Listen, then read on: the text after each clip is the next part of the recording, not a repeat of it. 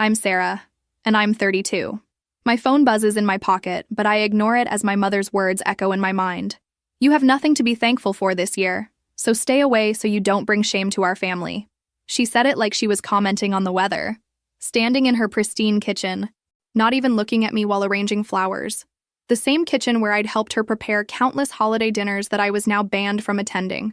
I kept my expression neutral, gathered my car keys, and walked out without a word. What else was there to say? But here's something my dear mother doesn't know. I won $140 million in the lottery 2 weeks ago, and I've been keeping it secret, planning to announce it during Thanksgiving dinner as my gift to the family. Where are you watching from today? Drop your location in the comments below and hit that like and subscribe button if you've ever felt unappreciated by your own family. You'll definitely want to stick around for what happened next. Now let me tell you how I got to this point. It all started 6 months ago when I lost my job at the marketing firm. Corporate restructuring, they called it. Reality? They needed a scapegoat for the Peterson account disaster that wasn't even my fault. My boss Derek had been taking credit for my work for months, and when things went south, guess who got thrown under the bus? My family's reaction was predictably supportive. My mother suggested I move back home temporarily. Just until you get back on your feet, dear. Though I do think this might be a sign to reconsider your career choices. My sister Emma, who works for our father's construction company, helpfully pointed out that I could always answer phones in their office. It's not beneath you, Sarah. We all have to start somewhere. My brother Michael's contribution was even more encouraging. Maybe this is the universe telling you to settle down and focus on finding a husband instead of chasing these unrealistic career goals. The universe, it seemed, had different plans. I found a job at a smaller firm within 3 weeks, making only slightly less than before. But by then, the damage was done. I had become the family's cautionary tale, the one who couldn't quite get her life together. Family dinners became exercises in patience as they peppered me with advice about networking, interview skills, and the importance of having realistic expectations. My cousin Rachel, who married rich at 23 and hadn't worked a day since, was particularly fond of suggesting I consider becoming a teacher. Such noble work, and the schedule would give you time to focus on your personal life. The lottery tickets were my small rebellion. Every Friday, I'd stop at Murphy's Corner store and buy $10 worth of tickets. It was my tiny middle finger to their practical, predictable world. They mocked it relentlessly. Dad would lecture me about probability theory, while Mom would sigh about my gambling problem. But that Friday in early November changed everything. I was sitting in my small apartment, Chinese takeout containers scattered across my coffee table, checking my numbers against the winning combination. The first number matched, then the second. By the 5th match, my hands were shaking so badly I could barely hold the ticket. $140 million. I must have stared at that ticket for an hour, checking and rechecking. Then I did what any rational person would do. I called in sick the next day, drove to the lottery office, and claimed my prize. After taxes, I was looking at approximately $85 million in my bank account. The first few days were surreal. I went to work, sat in my cubicle, and pretended nothing had changed while my bank balance showed more zeros than I could properly comprehend. I bought the same lunch, drove the same route home, and watched Netflix on my secondhand couch. But slowly, plans began forming. I would surprise my family at Thanksgiving dinner. I'd announce my win and share my fortune with them. Perhaps my mother would finally see that I wasn't the failure she'd painted me as. Maybe my siblings would look at me with respect instead of pity. I started making lists, pay off Emma's mortgage, set up college funds for Michael's kids, help Mom and Dad retire comfortably, buy the lake house we'd always talked about but could never afford. For weeks, I walked around with this secret burning inside me, imagining their faces when I revealed the truth. The shock, the joy, the realization that the family disappointment had become their salvation. The irony wasn't lost on me. For months, they'd been telling me to get my life together, and now I had enough money to help all of them get their lives together too. But fate, as I was about to learn, has a twisted sense of humor. Last Tuesday, I decided to test the waters. I stopped by Mom's house unannounced, something I'd been doing less frequently since losing my job.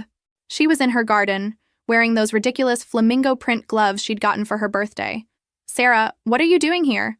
I thought you'd be job hunting." I smiled, ignoring the barb. "Actually, work's been going really well. We landed a huge client last week." She barely looked up from her roses. "That's nice, dear. Did you need something?" This was my opening. I was thinking about Thanksgiving. Maybe I could help more this year. Contribute financially to the dinner? Now I had her attention. She straightened up, studying me with that expression she reserved for checking if milk had gone sour. Contribute how exactly? Sarah, honey, you just got this new job. You should be saving every penny. I've been doing better than I let on, Mom. I could cover the whole dinner if you wanted. Make it really special this year. The skepticism on her face was almost comical. She actually laughed. Oh, sweetheart. A grocery store turkey and some side dishes would probably stretch your budget enough. Leave the planning to the adults. The adults. I was 32 years old, and she was talking to me like I was 12 and offering to pay for dinner with my allowance money, but I pressed on. What if I told you I could afford more than you think? What if I said I wanted to take the whole family somewhere special for Thanksgiving? Sarah. Her voice had that patronizing tone that made my teeth ache. I appreciate the thought, I really do. But let's be realistic about your situation. You're still recovering from that job loss, you're living in that tiny apartment, and you drive a car that's older than some people's children. She pulled off her gardening gloves with theatrical precision. The last thing this family needs is you going into debt trying to prove something that doesn't need proving. We love you exactly as you are. As I am, the perpetual underachiever. The one they had to love because family obligation demanded it, not because I brought anything valuable to the table. I left without pressing further, but the seed was planted. Maybe the surprise revelation at Thanksgiving wasn't the gift I thought it would be. Maybe it was the only way they'd ever see me differently. The following weekend, I attended my nephew's soccer game. Michael and his wife Stephanie were there, along with Emma and her husband Josh. Normal family stuff, except nothing felt normal anymore. I sat in my folding chair, surrounded by people who knew me as struggling Sarah, while my bank account held enough money to buy the entire soccer complex. Aunt Sarah! My nephew Tommy ran over after the game, grass stains on his uniform and pure joy on his face. Did you see my goal? I saw it. That was amazing. I ruffled his hair, and for a moment, everything felt simple again.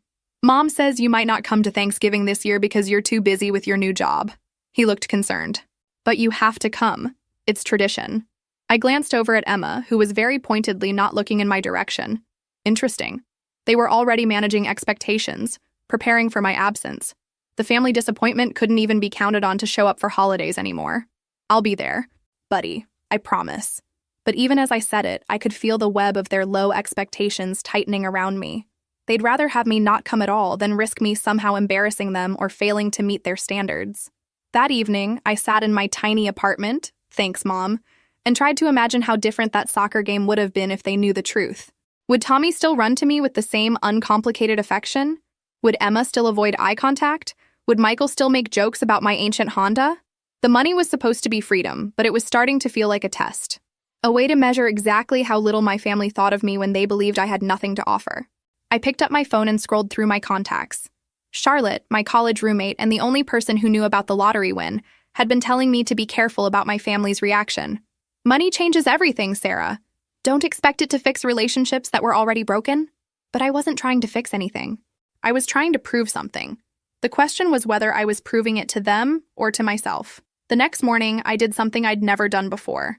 I drove to the car dealership and paid cash for a brand new Mercedes SUV. Not because I needed it, but because I wanted to see if anyone in my family would notice. If they'd wonder how the struggling one suddenly had a car that cost more than most people's houses. I parked it in my usual spot at work and waited. It took 3 days for Emma to call. Mom saw your new car at the grocery store. She's worried you've done something financially irresponsible. Like what? I kept my voice level. Like gotten into debt trying to keep up appearances. Sarah, we know you're embarrassed about the job situation, but going into debt for a fancy car isn't the answer. There it was. Even faced with evidence that maybe, just maybe, I was doing better than they assumed, their first instinct was to assume I was making poor choices. The idea that I might actually be successful was so foreign to them that financial irresponsibility seemed more likely. What if I told you I paid cash for it? Emma laughed. Actually laughed. Sarah, come on, we're family. You don't have to lie to impress us. After she hung up, I sat in my car, my beautiful, fully paid for car, and realized something important. The money wasn't going to change their opinion of me.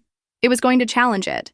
And people don't like having their fundamental beliefs challenged, even when those beliefs are cruel. Especially when those beliefs are about someone they're supposed to love.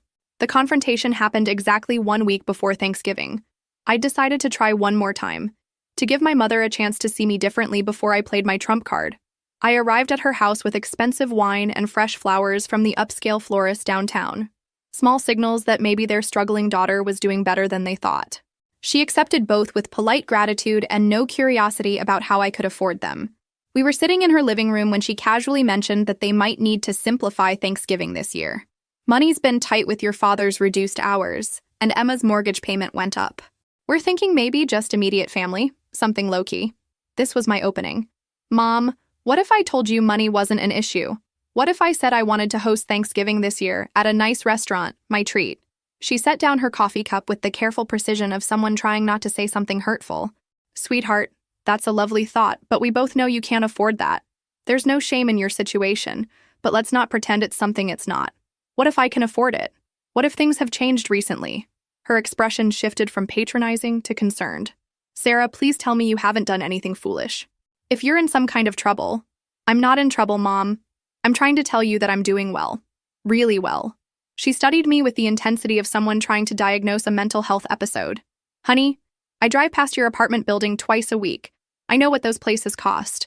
Your car might be new, but anyone can lease nowadays. What's really going on here? The frustration bubbled up before I could stop it. Why is it impossible for you to believe that I might actually be successful? Why is your first assumption always that I'm lying or in trouble or making poor choices? Because I'm your mother, and I know your situation. I know what you make at that little firm. I know what your rent costs, and I know you've never been particularly good with money. This sudden claim of wealth is concerning. Concerning. My potential success was concerning to her. What would it take for you to believe me? She sighed. And in that sigh was every conversation we'd ever had about my limitations, every subtle and not so subtle expression of disappointment, every comparison to my more successful siblings. Sarah, I think this conversation is getting away from us. Why don't we talk about something else? But I couldn't let it go. Answer the question, Mom. What would it take? She was quiet for a long moment, and when she finally spoke, her voice was gentle but devastating. Honestly, I think you're struggling more than you want to admit, and you're creating fantasies to cope. It's not unusual for people in your situation. My situation. The eternal underachiever situation. The disappointment situation. The burden situation. My situation? You lost your job, you're barely making ends meet, you're single at 32 with no real prospects. It's a lot of stress, and sometimes people create elaborate stories to make themselves feel better. I stood up slowly, grabbing my purse. I see. Don't be dramatic, Sarah. I'm trying to help you face reality. Oh, I'm facing reality, Mom. More clearly than I have in years. I was at the door when she delivered the final blow. Before you go, there's something else we need to discuss about Thanksgiving. I turned back, hoping against hope that this was where she'd soften, where she'd invite me to prove her wrong about my circumstances. I've been talking with Emma and Michael, and we think it might be best if you don't join us this year. The words hit like physical blows. What? It's not personal, sweetheart. It's just that, well, you've been going through a difficult time, and holidays can be stressful. We're worried about you making a scene or getting emotional about your situation. My situation again. We love you, but you have nothing to be thankful for this year, and frankly, your presence might bring down the mood. Maybe it's better if you stay away so you don't bring shame to the family. There it was. The complete rejection, wrapped in concern and delivered with a smile. I didn't argue. I didn't defend myself. I didn't reveal the truth about the lottery ticket that could have changed all of their lives. I simply nodded and walked out. Because in that moment, I realized something important. They didn't want me to succeed. They needed me to be the family failure. It gave them someone to look down on, someone to feel superior to, someone to pity and manage. My success would threaten the entire family dynamic they'd built around my inadequacy. As I sat in my expensive car in her driveway, something crystallized in my mind. The money wasn't going to fix this relationship, but it could certainly end it on my terms. And maybe it was time they learned that the daughter they'd dismissed so casually wasn't as powerless as they believed. Have you ever felt like your own family needed you to fail? How do you handle people who can't accept that you might be more than they think you are? Let me know in the comments below. That night, I called Charlotte. She answered on the second ring, probably hearing something in my voice because her greeting was cautious. What happened? I told her everything. The uninvitation to Thanksgiving, my mother's assessment of my mental state, the complete dismissal of any possibility that I might have succeeded. I'm not surprised, Charlotte said when I finished. I've been watching your family treat you like the designated failure for years. But they don't know about the money yet. This is how they see me when they think I have nothing. Exactly. Which tells you everything you need to know about their love. Charlotte had always been direct, sometimes brutally so, but she was also the only person who'd never treated me like I was less capable than anyone else. I've been thinking, I continued, maybe I shouldn't tell them about the lottery at all. Now you're talking sense. What if I just disappeared, started over somewhere else with a clean slate? There was silence on the line. Then, are you asking for permission or talking yourself out of it? Good question. I'd been raised to believe that family was everything, that blood relationships came with obligations that transcended treatment or respect. The idea of cutting ties completely felt both terrifying and liberating. I keep thinking about Tommy. And what about when Mom gets older? What kind of person abandons their family? The kind of person whose family abandoned them first, Charlotte said quietly. Sarah, they disinvited you from Thanksgiving because they were embarrassed by your existence. That's not love. That's not family. That's cruelty with a biological justification. She was right, but knowing something intellectually and accepting it emotionally were different things. The next few days passed in a strange haze. I went to work, came home to my apartment, and sat surrounded by furniture that suddenly seemed impossibly shabby next to my bank balance. I could afford anything I wanted. A penthouse downtown, a house in the hills, a condo in Paris. But I remained in my small space, living like someone who made $40,000 a year instead of someone worth $85 million. It felt like living a lie, but I wasn't sure which version was more authentic, poor Sarah or rich Sarah. On Saturday, I drove past the house where my family would be gathering for Thanksgiving. Emma's car was already there, along with Michael's SUV and the vehicles belonging to various aunts, uncles, and cousins. The full family gathering that I'd been excluded from for my own good. I parked across the street and watched through the front window as they moved around inside. Mom setting the table with her good china, Dad carving something in the kitchen, Emma arranging flowers. The picture of domestic harmony, unmarred by the presence of their struggling relative. My phone buzzed with a text from my cousin Rachel. Missing you at Thanksgiving prep. Hope you're doing okay. The performative concern was almost worse than open hostility.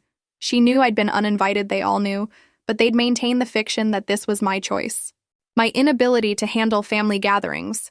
I was about to drive away when Michael came outside to get something from his car.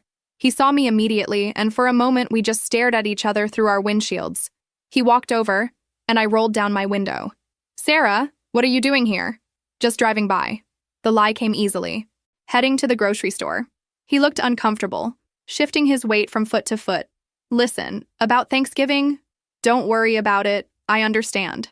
It's not personal. Mom's just worried about you, and she thought maybe a quiet holiday at home might be better. For who, Michael? Better for who? He didn't answer, because we both knew the truth. It would be better for them. More comfortable, less complicated. I hope you all have a wonderful time, I said. And I meant it. Really. As I drove away, I made a decision. I would attend a different kind of Thanksgiving dinner. One where my presence was wanted. Where I wasn't a problem to be managed or a burden to be endured. I would take myself out to the most expensive restaurant in the city, order whatever I wanted, and toast my freedom from people who claimed to love me, but couldn't stand to be around me. It wasn't the Thanksgiving I'd planned, but it was the one I deserved. And maybe, just maybe, it was time to stop pretending that biology created obligations that superseded basic human dignity. The money in my account wasn't just financial freedom. It was the power to choose who deserved access to my life. My family had made their choice about whether I belonged at their table. Now I would make mine. Thanksgiving Day arrived gray and drizzling, which felt appropriately dramatic for my first major holiday as an exile from my own family. I'd made reservations at Morrison's, the kind of restaurant where meals cost more than my family typically spent on groceries in a week. I dressed carefully in a new black dress I'd bought specifically for the occasion. Nothing too flashy, but expensive enough that I felt different wearing it. Like someone who belonged in places my family couldn't imagine accessing. Morrison's was surprisingly busy for Thanksgiving, filled with other people who'd opted out of traditional family gatherings for various reasons. Solo diners, couples, small groups who looked like they might be friends rather than relatives. My kind of people, apparently. The waiter seated me at a table by the window overlooking the city. Will anyone else be joining you today? No, just me. And I'd like to start with your best champagne. As I sat sipping champagne that cost more than I used to spend on a month of groceries, I found myself thinking about what my family was doing right now. Probably sitting around Mom's dining table, making small talk about work and weather, carefully avoiding any mention of my absence. Or maybe they were talking about me, expressing concern about my mental state, my financial delusions, my inability to accept reality, the wayward daughter who couldn't handle family gatherings anymore. My phone buzzed. A text from Emma. Hope you're having a good day. Love you. The casual cruelty of it almost made me laugh. Love you, but not enough to include you. Love you, but not enough to believe in you. Love you, but not enough to treat you with basic respect. I turned my phone face down and focused on the menu. 7 courses of food that would cost more than most people's car payments. I ordered everything that appealed to me, including the wine pairings, because I could. Because for the first time in my adult life, money wasn't a consideration. The irony wasn't lost on me.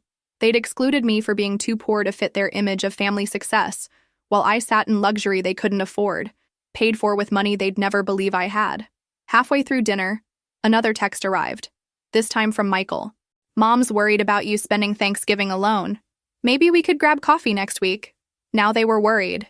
Now, when it was too late to include me, but not too late to assuage their guilt about excluding me, I typed back, thanks, but I'm not alone. Having a wonderful time. Which was true, in its way. I was having a wonderful time being treated like a valued customer, rather than a burden to be managed. The waitstaff was attentive without being patronizing. The sommelier explained wine pairings without talking down to me, and nobody questioned whether I could afford what I was ordering. It was refreshing to exist in a space where my worth wasn't constantly questioned or diminished.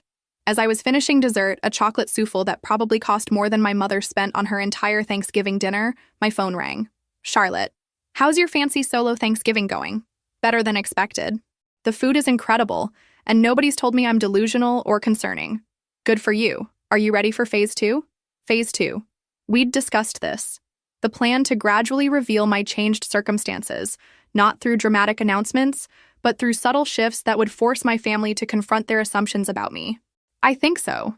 I bought a house this morning. Charlotte nearly choked on whatever she was drinking. You what? Online auction. Cash offer, 4-bedroom colonial in Westfield Heights. I figured I should stop living like I make what they think I make. Sarah, that's... She paused, probably calculating real estate prices in that neighborhood. That's a $2 million house. 2.3, actually. But it has everything I want. Pool, 3-car garage, and most importantly, it's in the kind of neighborhood where I'll never accidentally run into any of my relatives. The decision had been impulsive, made during the soup course when I realized I was tired of living down to their expectations. If they were going to treat me like a failure regardless of my actual circumstances, I might as well enjoy my success without their judgment. When do you move in? Next week. I'm hiring professional movers and decorators. The whole thing will be done before Christmas. And your family? We'll find out when they drive by my old apartment building and see someone else living there. It felt good to have agency, to make decisions based on what I wanted, rather than what would least upset people who'd already decided I was a disappointment. After dinner, I drove through my old neighborhood one last time, past the house where my family was probably finishing their perfect, uncomplicated holiday dinner, past the apartment building where I'd lived like someone apologizing for taking up space. Tomorrow, I would start living like someone who belonged in the world, someone whose success wasn't a delusion or a source of concern, but simply a fact, someone whose worth wasn't determined by other people's ability to see it. The rain had stopped and city lights reflected off wet streets like scattered diamonds. Everything looked different from behind the wheel of my expensive car, on my way to my expensive dinner, carrying knowledge of my expensive house. Not just richer, more real, more myself. For the first time in years, I was thankful. Just not for the things my family would have expected. The week after Thanksgiving passed quietly. I took time off work to handle the house purchase and moving arrangements, telling my colleagues I was dealing with a family situation. Which was true in its way. Moving day arrived with military precision. Professional movers packed my modest possessions while I supervised from my new marble foyer. The contrast was surreal, my secondhand furniture looking lost in rooms designed for much grander things. That afternoon, I went shopping. Not the careful, budget-conscious shopping I'd done for years, but the kind of shopping I'd only seen in movies. I bought furniture that cost more than cars, art that required its own insurance policies, and electronics that made my old television look like a museum piece. The decorator I'd hired, Maria Santos, who worked exclusively with wealthy clients, walked through the house with me, taking notes about my preferences. She treated me exactly like what I was, someone with unlimited resources and sophisticated taste. The bones of this house are magnificent, she said, running her hand along the crown molding. With your budget, we can create something truly spectacular. My budget. She said it like it was a given that I had one rather than a hopeful assumption about my financial capacity. It was refreshing to be seen accurately. That evening, I sat in my new living room, surrounded by expensive furniture that wouldn't be delivered for another week, and finally allowed myself to process what I'd done. I'd bought a house. Not just any house, but the kind of house that announced its owner's success to anyone who drove past. My family would find out eventually, probably when someone mentioned seeing me at the country club or noticed my address on holiday cards. Their reaction would be predictable: confusion, suspicion, and ultimately some explanation that allowed them to maintain their narrative about my limitations. Maybe I'd inherited money from a distant relative. Maybe I'd married someone wealthy in secret. Maybe I was renting the house and pretending to own it. Any explanation would be more believable to them than the truth, that I'd been successful all along, and they'd been too invested in my failure to notice. My phone buzzed. A text from Mom. Emma drove by your apartment today. The manager said you moved out? Where are you living now? I stared at the message for several minutes. This was the moment. I could ease them into the truth gradually, or I could let them continue wondering while I built my new life without their involvement. I typed back, found a better place. Don't worry about me. Her response came immediately. Sarah, I'm your mother. Of course I worry. What's the address? I'd like to see where you're living. The address. If I gave her my address, she'd drive by within hours. She'd see the house, the neighborhood, the 3-car garage with my Mercedes parked inside. She'd have to confront the fact that her concerning daughter was living better than any of them. Part of me wanted that confrontation, wanted to see her face when she realized how completely she'd misjudged my circumstances. But another part of me, the part that had learned to protect itself over years of subtle diminishment, wasn't ready for that conversation. I turned my phone off without responding. The silence felt powerful. For 32 years, I'd been available for their judgments, their advice, their management of my life. I'd accepted their assessments of my capabilities and their decisions about my place in the family hierarchy. But money, I was discovering, I didn't just buy things. It bought choices. The choice to engage or not engage. The choice to prove myself or not prove myself. The choice to accept their version of who I was or create my own. The next morning, I woke up in my new master bedroom, sunlight streaming through windows that overlooked a garden I owned. I made coffee in a kitchen that was larger than my entire previous apartment, then sat at a granite island that cost more than most people's annual salaries. Everything felt surreal but also inevitable. This was who I'd always been inside. Someone who deserved beautiful things and respectful treatment. The money hadn't changed me. It had simply allowed me to live authentically for the first time. My phone turned back on showed 7 missed calls from various family members and a string of increasingly frantic text messages. Emma wondering why I wasn't answering. Michael asking if I was okay. Mom demanding to know where I was living. The concern that had been absent when they uninvited me from Thanksgiving was suddenly overwhelming now that I'd made myself unavailable for their management. I scrolled through the messages without responding to any of them. Let them worry. Let them wonder. Let them experience what it felt like to be excluded from someone else's life. As I sat in my beautiful new kitchen, drinking expensive coffee and reading concerned messages from people who'd shown me no concern when I needed it, I realized something important. I no longer needed their approval or their inclusion. I had something better. I had my own life, lived on my own terms, funded by my own success.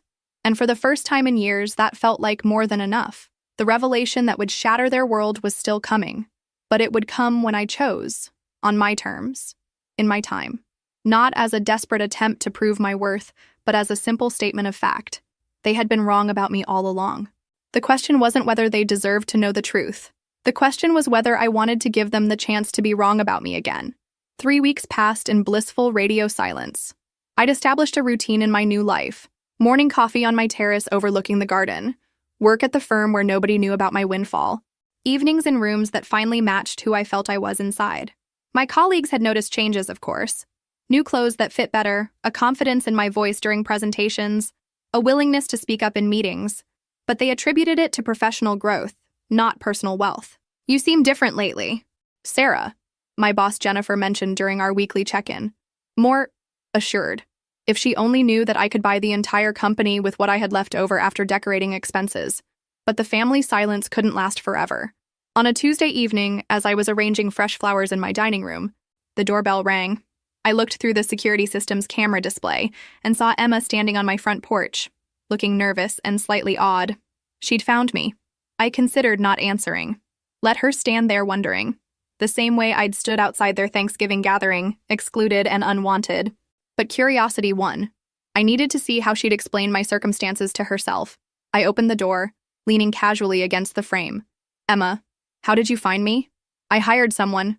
She was staring past me into the foyer, taking in the marble floors and crystal chandelier. Sarah, what is this place? My home. Would you like to come in? She followed me inside, her mouth slightly open as we walked through rooms that belonged in architecture magazines. The living room, with its custom furniture and original artwork. The kitchen, with its professional-grade appliances and granite surfaces. The dining room, where flowers that cost more than her weekly grocery budget sat in vases worth more than her car. Sarah, she stopped in the middle of my living room, turning in a slow circle. How is this possible? I settled into my favorite armchair Italian leather, custom-made, and gestured for her to sit on the sofa. She perched on the edge like she was afraid to touch anything. What do you mean? This house, this furniture, that car in the driveway. Her voice was getting higher. Where did this come from? I could have told her the truth then. Could have pulled out the lottery ticket. I still carried a photo of it in my wallet, and watched her face as reality rearranged itself around the sister she thought she knew. Instead, I smiled. I've been doing well. Doing well? She laughed, but it sounded more like a sob. Sarah, this isn't doing well. This is wealthy. This is millionaire wealthy. Is it? My casual tone seemed to unsettle her more than dramatic revelation would have. She was expecting explanations, justifications, some story that would make sense of what she was seeing. Mom is going crazy. We all are. You disappeared, stopped answering calls, and now we find out you're living like this. Like what, Emma? Like someone who doesn't need us anymore. There it was, the real fear. Not that I was struggling, but that I wasn't. Not that I needed their help, but that I didn't. Their family dynamic depended on me being the one who needed management, guidance, financial assistance. I've never needed you, I said gently. I wanted to be included. There's a difference. She flinched like I'd slapped her. That's not true. We're family. Of course you need us. Do I? Because when you thought I was struggling, you uninvited me from Thanksgiving. When you thought I was delusional about money, you laughed at me. When you thought I was making poor choices, you decided I was too embarrassing to include in family gatherings. You were trying to manage a problem you thought I was. Now that I'm not a problem, you don't know how to relate to me. Emma stood up abruptly, pacing to the window that overlooked my pool. This doesn't make sense, Sarah. Your job, your salary, we know what you make. Do you? She spun around. Yes. We looked it up. Marketing associates at firms like yours make $40,000 to $50,000 a year. Even with promotions you couldn't afford. She gestured helplessly around the room. Maybe you don't know as much about my situation as you thought. The doubt was creeping into her expression. The same doubt that had flickered across Michael's face at the soccer game. Across Mom's when I'd tried to tell her I was doing well. Are you going to tell me how this happened, or are we going to keep playing games? I considered my options. This was the moment. I could maintain the mystery. Let them keep wondering and guessing and driving themselves crazy trying to explain what they were seeing. Or I could end their confusion with a simple revelation that would change everything. But something held me back. Maybe it was the memory of Emma's laughter when I'd suggested I could pay cash for a car. Maybe it was the echo of Mom's voice saying I had nothing to be thankful for. I won the lottery, I said finally. Emma blinked. Once, twice. Then she started laughing. Oh, come on. Sarah, be serious. I am being serious. The lottery? Your Friday night tickets? Those scratch-offs you waste money on? She was still laughing, but it was becoming more forced. Sarah, the biggest prize you ever won was $20. I pulled out my phone, scrolling to the photo I'd taken of the winning ticket. Handed it to her without a word. The laughter died on her lips as she stared at the screen. The numbers, the date, the amount. $140 million. This isn't real. But her voice was barely a whisper. Check it yourself. November 2nd drawing. Those are the winning numbers. She was quiet for a long time, staring at the phone like it might change what it was showing her. Finally, she looked up at me with an expression I'd never seen on her face before. Fear. Not of me, but of what my success meant for the story they'd all been telling themselves about who I was and who they were in relation to me. How long have you known? Since the day after the drawing. 2 weeks before Thanksgiving. The timeline was sinking in. I'd known about the money when Mom uninvited me. I'd known when they were making jokes about my financial delusions. I'd known when they decided I was too much of a failure to include in family gatherings. Sarah, Emma whispered, we had no idea. No, you didn't, because you never bothered to find out. What do you think will happen when the rest of the family finds out about Sarah's secret? Drop your predictions in the comments below. Emma left 20 minutes later, clutching my phone number and a promise that she wouldn't tell the rest of the family until I was ready. I could see the calculations happening behind her eyes as she walked to her car, a 10-year-old Honda, that suddenly looked very different parked in my circular driveway. I didn't believe for a second that she'd keep my secret. Emma had never kept a secret in her life, and this was too big, too shocking, too fundamental to everything our family believed about itself. I was right. My phone started ringing at 7:30 the next morning. Sarah Elizabeth, you answer this phone right now. Mom's voice was shrill, barely controlled. Emma told me the most ridiculous story and I want to hear the truth from you. I let it go to voicemail. Then I listened to the message while sipping my morning coffee. I don't know what kind of game you think you're playing, but this has gone far enough. Claiming you won the lottery? Living in some mansion you probably can't afford? Sarah, I'm worried about your mental state. Call me back immediately. The second call came from Michael 10 minutes later. Hey Sarah, it's me. Emma's telling some pretty wild stories about you hitting the jackpot. Look, if you need help with gambling addiction or debt problems, we can figure something out. Just call me back, okay? Gambling addiction. Because winning the lottery was less believable to them than me having a pathological relationship with scratch-off tickets. The third call was from Dad. His approach was different, more analytical, less emotional. Sarah, your mother is very upset about this lottery story. I've been doing some research and the odds of winning that jackpot were approximately 292 million to 1. I think we need to have a family meeting to discuss what's really going on here. A family meeting. To discuss my delusions, no doubt. To stage an intervention for the daughter who'd lost touch with reality so completely that she was living in fantasy mansions and claiming impossible windfalls. I didn't call any of them back. Instead, I went to work, where Jennifer complimented my new bracelet, a understated piece that had cost more than most people's cars, and asked if I'd consider taking the lead on the Henderson account. You've really come into your own lately, she said. There's a confidence about you that clients respond to. Confidence. Interesting how having $85 million could affect one's professional demeanor. That afternoon, I made a decision. If my family wanted a meeting, they could have one. But it would be on my terms, in my space, with full disclosure of the truth they were so determined to deny. I sent a group text to all of them. Family meeting Sunday at 2 p.m. My house, address attached. Come prepared to apologize. The responses were immediate and predictable. Mom, Sarah, we're coming to help you, not to apologize for being concerned about your well-being. Michael, what's this address? This isn't your apartment. Emma, should I bring anything? Dad, I'll be there. We need to get to the bottom of this situation. Only Emma's response suggested she might actually believe what she'd seen. The others were clearly planning an intervention. Perfect. Sunday morning, I prepared my house like a stage set. I arranged the lottery ticket, the actual physical ticket, on my dining room table, along with bank statements, the deed to my house, and purchase receipts for my car.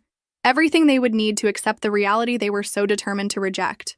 I dressed carefully in a simple but expensive outfit, nothing flashy, but everything clearly high quality. I wanted to look successful, not like someone having a manic episode. At exactly 2 o'clock, cars began pulling into my driveway. I watched from my living room window as they climbed out, staring up at my house with expressions ranging from confusion to concern to something that might have been envy. Mom was the first to ring the doorbell. She entered my foyer like she was walking into a crime scene, her eyes darting around as if looking for evidence of whatever con game she was convinced I was running. Sarah, whose house is this really? Mine, Mom. Welcome. The others filed in behind her dad with his analytical expression, Michael looking uncomfortable, Emma trying to appear supportive while clearly struggling with her own shock. I led them to my living room, where they perched uneasily on furniture worth more than their annual salaries. Well, Dad said, pulling out a small notebook, I think we should start with some basic questions about your financial situation. I gestured to the dining room table. All your questions are answered over there. They followed me to the table, where I'd laid out the evidence like exhibits in a court case. Mom picked up the lottery ticket first, examining it with the intensity of someone looking for forgery evidence. This could be fake. Check the numbers online, I said calmly. Dad was already pulling out his phone, comparing the ticket numbers to the official lottery website. His expression shifted from skepticism to confusion to something approaching shock. These are the actual winning numbers. Michael grabbed the bank statements, scanning the balance column. His face went pale. Sarah, this shows $85 million after taxes. Yes. The silence that followed was profound. They sat around my dining room table, a table that cost more than any of their cars, staring at evidence that their fundamental assumptions about me had been completely wrong. Mom was the first to speak, her voice barely audible. How long have you known? Since November 3rd, the day after the drawing, 2 weeks before Thanksgiving. The implications hit them in waves. I could see it on their faces as they remembered conversations, decisions, dismissals that had happened after I'd become one of the wealthiest people in the state. You knew, Emma whispered. When we uninvited you from Thanksgiving, you knew. I knew. When Mom said you had nothing to be thankful for, I knew. When we laughed about your delusions about being wealthy, I knew. The weight of their behavior settled over the room like fog. Every patronizing comment, every dismissal, every assumption about my limitations, all of it had happened while I possessed the means to change all of their lives forever. Dad cleared his throat, his analytical mind trying to process the new information. Sarah, why didn't you tell us? I tried to. Remember, Mom? I tried to tell you I was doing well, that I could afford nice things, that I wanted to contribute to Thanksgiving dinner. Your response was to question my mental health. Mom's face had gone ashen. We didn't know. No, you didn't. Because you never considered the possibility that I might actually be successful. It was easier to believe I was delusional than to admit you might have been wrong about me.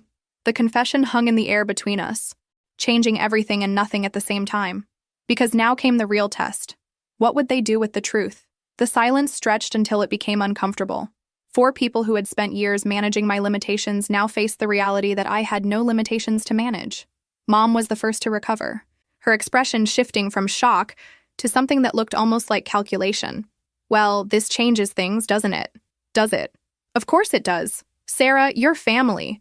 We've always supported each other through everything. The revisionist history was breathtaking. Supported each other? You know what I mean. We stick together. That's what families do. Michael cleared his throat. Sarah, I know this is probably overwhelming having this kind of windfall. We should talk about how to handle it responsibly. There it was. They'd moved from denying my success to managing it in the span of 5 minutes. Handle it how, exactly? Well, you'll need financial advisors, investment strategies. Dad has some experience with portfolio management from his retirement planning. I looked at my father, whose retirement portfolio probably totaled less than I spent on furniture last week. Is that right, Dad? I think Michael has a point. This kind of money requires careful stewardship. There are tax implications, investment considerations. I'm sure there are. Emma leaned forward eagerly. We could help you research the best financial planners in the city. Make sure you don't get taken advantage of by someone who doesn't have your best interests at heart. The irony was thick enough to cut. They were worried about other people taking advantage of me. That's thoughtful of you, I said evenly. Mom was warming to the theme. And you'll want to be careful about who you tell. Word gets out about something like this, and suddenly everyone's your best friend, you know? People will come out of the woodwork asking for money. People will ask for money, I repeated. Oh, absolutely. You have to be firm about boundaries. Family is different, of course, but strangers, acquaintances, even friends, they'll all have their hands out. How is family different? She looked confused by the question. Well, we look out for each other. We share. That's what family means. I stood up, walking to my kitchen to pour myself a glass of water. They watched me move through my space with new eyes, probably calculating what everything cost, what my daily life looked like now, what it meant for them. Sarah, Dad said when I returned, we owe you an apology. Here it was, the moment I'd been waiting for. Moment? For what? For not believing in you, for not seeing your potential, he gestured helplessly, for treating you like you weren't capable of great things. I appreciate that. And we want to make it up to you, Michael added quickly. However we can. How would you make it up to me? Well, we could, there are ways families can be closer, more involved in each other's lives. Emma nodded enthusiastically. We could have regular dinners again, maybe here since you have such a beautiful dining room. And holidays, Mom added. You could host holidays now. Christmas here would be magical with all this space. They were rewriting our entire relationship in real time, casting themselves as the loving family who had always been there for me, just waiting for the right moment to show their true colors. "What about Emma's mortgage?" I asked casually. Emma's face lit up. "What about it? You mentioned it was causing stress for the family, making Thanksgiving difficult to afford?" "Oh, well, I mean, if you were thinking about helping with that, it would certainly be appreciated, but I wouldn't want to presume. And Michael, how are things with the kids' college funds?"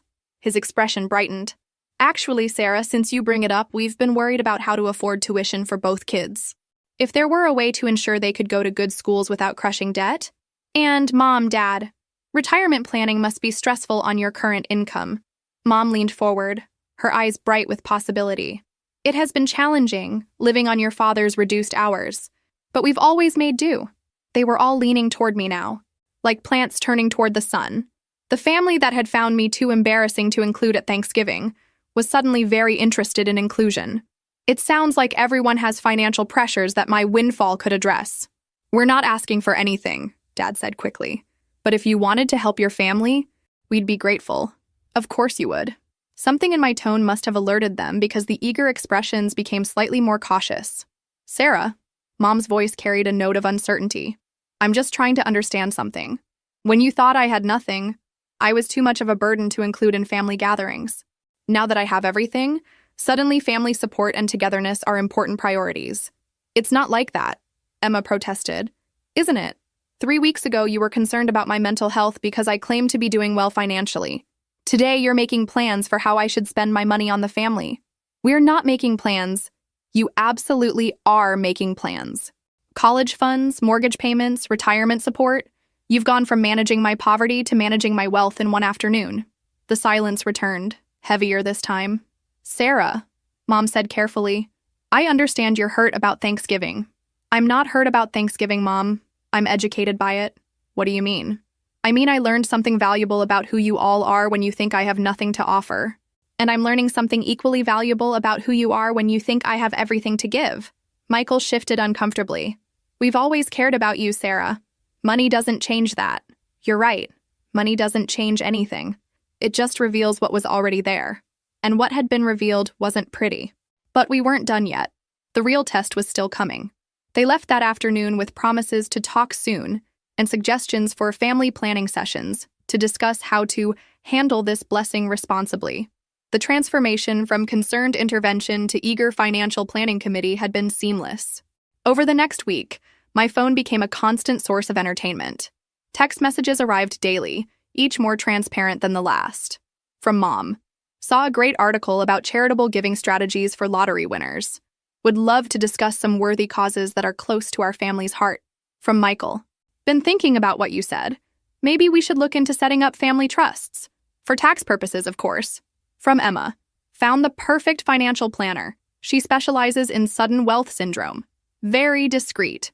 The speed at which they'd pivoted from concern to self-interest was almost impressive. But I wasn't ready to let them off the hook yet. There was one more test I needed them to fail. I called Charlotte that Friday evening, sitting on my terrace with a glass of wine that cost more than my family used to spend on Christmas presents. "How did the big reveal go?" "Exactly as you predicted. Shock, followed immediately by strategic repositioning to maximize benefit from my newfound resources. Are you surprised?" "Not even a little. But Charlotte, I need to try something. One final experiment. I don't like the sound of that. What if I told them I was thinking about giving it all away?" Charlotte was quiet for a moment. "That's either brilliant or cruel." "Maybe both. But I need to know. Do they love me? Or do they love what I can do for them?" "Sarah, you already know the answer to that question." She was right. But I needed them to know the answer too. I needed them to see themselves clearly, the same way they'd forced me to see myself for so many years. The next morning, I sent out another group text. "Family meeting Sunday, important announcement about my plans for the money."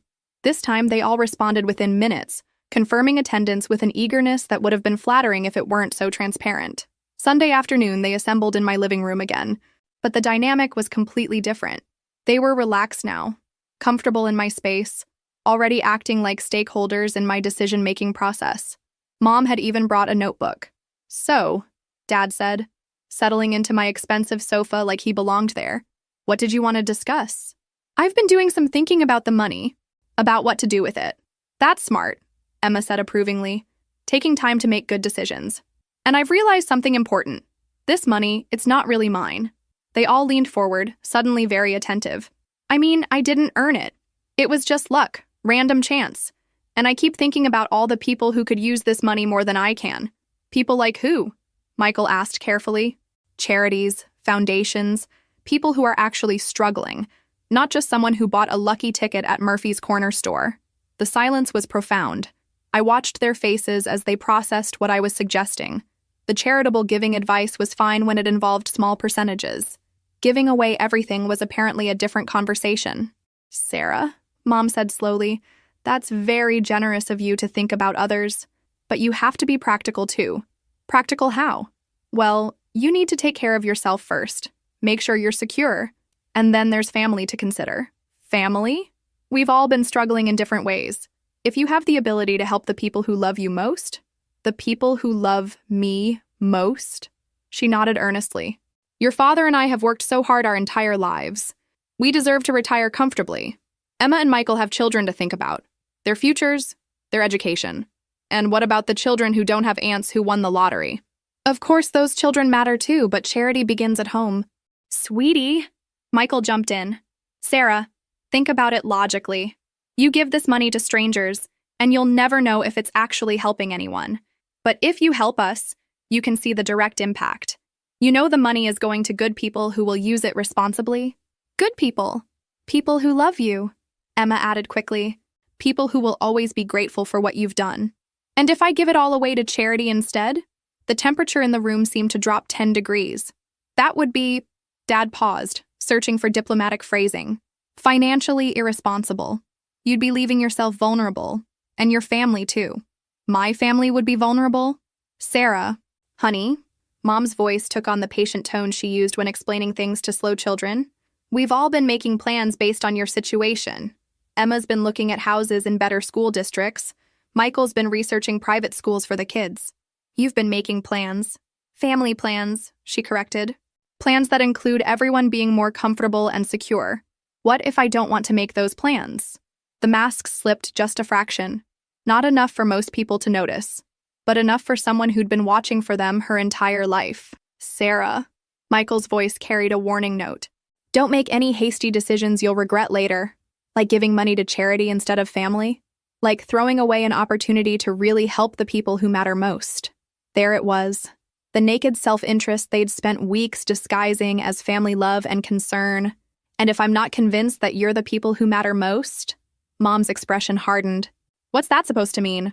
It means that the people who matter most to me probably wouldn't have uninvited me from Thanksgiving dinner. They probably wouldn't have laughed at my claims of success. They probably wouldn't have spent years treating me like the family failure. Sarah, we've apologized for all that. You've apologized because it became inconvenient to have treated me badly. Not because you actually regretted it. The room was completely silent now. 4 people who'd spent 40 minutes explaining why they deserved my money more than starving children or homeless veterans or medical researchers. We're your family, Mom said finally, her voice tight. That has to count for something. It does count for something. Mom, it counts for exactly as much as it counted 3 weeks ago, when you decided I was too much of a disappointment to sit at your table. This is ridiculous. Michael stood up. Sarah, you're being emotional and vindictive. Am I? Or am I being exactly as practical as you are? What's that supposed to mean? It means I'm making family plans based on how people actually treat me, not how they say they feel about me. Emma was starting to look panicked. Sarah, please don't do anything drastic. We can work through this. Work through what exactly? This anger you're feeling, these trust issues, my trust issues. You're clearly still hurt about Thanksgiving, and I understand that. But destroying your family relationships over one misunderstanding isn't the answer. One misunderstanding. The casual dismissal of 32 years of subtle diminishment as a single misunderstanding was almost impressive in its audacity. Sarah, Dad said in his most reasonable tone, why don't we take a break from this conversation? Give everyone time to cool down. I'm perfectly cool, Dad. In fact, I've never been more clear-headed in my life. What does that mean? It means I've made my decision. The words landed like stones in still water, sending ripples of anxiety across their faces. What decision? Mom's voice was barely a whisper. The decision about what to do with the money. And? I smiled, feeling lighter than I had in years. And you'll find out soon enough. I waited until the following Friday to make my announcement, not because I needed time to decide. That decision had been made the moment they started making plans for my money, but because I wanted them to spend a week wondering what I'd chosen.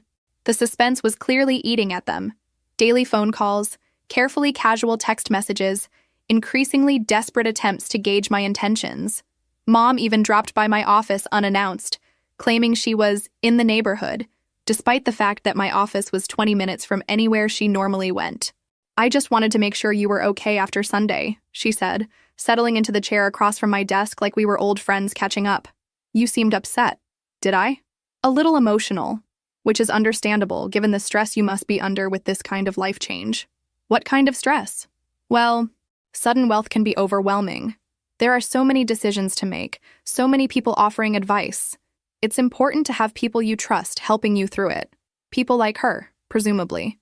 "I appreciate your concern, Mom." She leaned forward, lowering her voice conspiratorially. "Sarah, I hope you haven't made any major financial commitments yet. These charity organizations can be very aggressive once they know someone has means." "Is that so?" "Oh, absolutely. They'll make you feel guilty like you're obligated to solve everyone else's problems. But the truth is, you can't save the world. You can only take care of the people who matter most." "And who matters most?" "Family, honey, the people who loved you before you had money and will love you after. That's how you know it's real." The irony was so thick I could have served it for dinner. "That's wise advice, Mom." She brightened. "I'm glad you think so. Your father and I have been married for 35 years. We've learned a few things about what really matters in life." After she left, I made a phone call to Charlotte, who answered with her usual directness. "How's the torture your family experiment going?" "It's not torture, it's education." "For them or for you?" "Good question." "Both, I think." "Are you ready to end this, Sarah? Because watching you play with people who've already shown you who they are isn't healthy for anyone." She was right. It was time to finish this. That evening, I made several important phone calls. The first was to my lawyer, confirming the paperwork I'd asked him to prepare. The second was to my financial advisor, authorizing the transfers I'd requested. The third was to a moving company, scheduling services for the following week. On Friday afternoon, I sent one final group text. "Family meeting Sunday at 2 p.m. Final announcement about the money. Please come on time." They arrived early, clustering in my living room with a nervous energy that filled the entire space. Mom had brought homemade cookies, a peace offering. Perhaps, or an attempt to remind me of family traditions and obligations. "Well," Dad said as soon as everyone was seated, "we're all here." I stood in front of them, looking at faces I'd known my entire life, but was seeing clearly for the first time. "I want to thank you all for coming, especially after everything that's happened over the past few weeks." "Sarah," Emma began, but I held up my hand. "I've made some decisions, and I wanted you to hear them from me directly." The tension was palpable. 4 people trying to look supportive while calculating how much money might be about to change hands. "First, I've decided what to do with the lottery winnings." Collective held breath. "I'm giving it all away." The silence was deafening. "All of it?" Michael's voice cracked slightly. "Well, not quite all. I'm keeping enough to maintain my current lifestyle and secure my retirement. But the rest, approximately $75 million, is going to charity." Mom's face had gone completely white. "Sarah, that's a very big decision." "It is. Maybe you should think about it a little longer." "I have thought about it. I've set up a foundation focused on supporting people who've been dismissed or underestimated by their families. People who need someone to believe in their potential, when the people closest to them won't." The symbolism wasn't lost on anyone. "Sarah," Dad said carefully, "what about your family? What about the people who have always supported you? What about them? After everything we've been through together, I think this is exactly the right decision." Emma was starting to tear up. "Sarah, please, I know we made mistakes, but we're your family. That has to count for something." "It does count for something, Emma. It counts for exactly what it's always counted for." "Which is what?" "Which is whatever you decide it's worth when you think I have nothing to give you." The words hung in the air like an indictment. "Sarah," Mom's voice was pleading now, "we've apologized. We've admitted we were wrong about you. What more do you want?" "I don't want anything from you, Mom. That's the point." "But we're your family. You're my biological relatives. There's a difference." "That's not true. We love you. You love what you thought I could do for you." "There's a difference there, too." Michael stood up abruptly. "This is ridiculous, Sarah. You're punishing us for one mistake." "One mistake?" "Thanksgiving." The misunderstanding about your financial situation. We've said we're sorry. The misunderstanding about my financial situation happened because you never bothered to actually know me. The Thanksgiving uninvitation happened because you were embarrassed by what you thought I was. We were trying to help. You were trying to manage a problem you thought I represented. When that problem turned into an opportunity, you pivoted to managing that instead. That's not fair, isn't it? 3 weeks ago, I was too much of a failure to sit at your dinner table. Today, you're making plans for how to spend my money. If that's not managing me like a resource instead of loving me like a person, what would you call it? None of them had an answer for that. Sarah, Emma tried one last time. Families forgive each other. That's what makes us family. You're absolutely right, Emma. Families do forgive each other. Hope flickered across their faces. But first, they have to apologize for the right things. And you're not apologizing for 32 years of treating me like I wasn't good enough. You're apologizing for the inconvenience of having been wrong about my bank balance. The hope died. I've also made another decision, I continued. I'm moving. Moving where? Mom's voice was barely a whisper. Somewhere else. Somewhere I can build relationships with people who see my worth without needing a bank statement to convince them. Sarah, please. This house will be sold. The proceeds will go to the foundation, along with my car, most of my furniture, and anything else that might remind you of opportunities you've missed. They sat in stunned silence, watching their financial security evaporate in real time. You can't be serious, Michael said finally. I've never been more serious about anything in my life. Sarah, Mom stood up, her voice taking on the authoritative tone she'd used when I was a child. You're making a terrible mistake. Family is forever. Money comes and goes, but family is a choice, Mom, not an obligation. And I'm choosing to invest my time, energy, and resources in people who chose to value me before they knew what I was worth. I looked around the room at these people who shared my DNA but had never truly known me, had never tried to know me, had never believed I was worth knowing. I want you to leave now. Sarah, please leave my house. They gathered their things in shocked silence, moving like people in a dream who hadn't yet realized it was actually a nightmare. At the door, Mom turned back one last time. You'll regret this, Sarah. When you realize what you've thrown away, what you've lost. I haven't lost anything, Mom. I've finally figured out what I never actually had. She flinched like I'd struck her. But she didn't argue. After they left, I sat alone in my beautiful living room, surrounded by expensive things that had never made me feel as wealthy as I felt in that moment. Because wealth, I'd learned, wasn't about money. It was about knowing your own worth and refusing to accept less than you deserved from anyone, even especially the people who were supposed to love you unconditionally. For the first time in my life, I felt truly rich. 6 months later, I was sitting in a coffee shop in Portland, Oregon, reading an email from my foundation's program director.